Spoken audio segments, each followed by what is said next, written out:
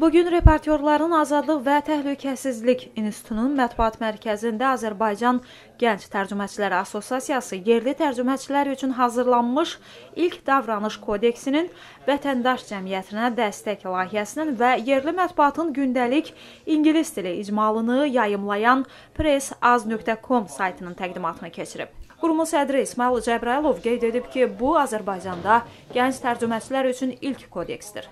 Tərcüməçilərin davranış qaydalarını, etik normaları, hüquq və vəzifələrini izah edir, tənzimləyir. Kodeks sifarişçi ilə münasibətlər, məlumatın tərcüməsi zamanı məxfiliyə əməl olunması, qərəzsizlik, obyektivlik, bitərəflik, peşə həmrəyliyi, tərcümə bacarığı, əməyin ödənilməsi kimi bölmələrə əhatə edir. Hazırda assosiasiyanın 92 üzvü var və onlar hər kəsdən öncə kodeksin bəndlərinə əməl etməlidirlər, deyə Cəbrayılov bildirib.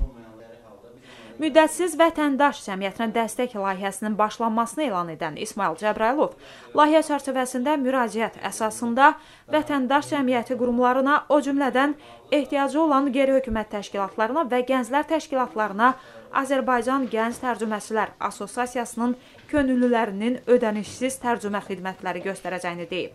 Bundan əlavə, bu il oktyabrın 18-dən Assosiasiya Azərbaycan mətbuatının ingilis dilində icmalını hazırlayıb, pressaz.com saytına yerləşdirir. İcmal əznəbi dilli vətəndaşlar üçün nəzərdə tutulub, rəsmi, hökumət yönlü, həm də müxalifət və müstəqil qəzetləri əhatə edir.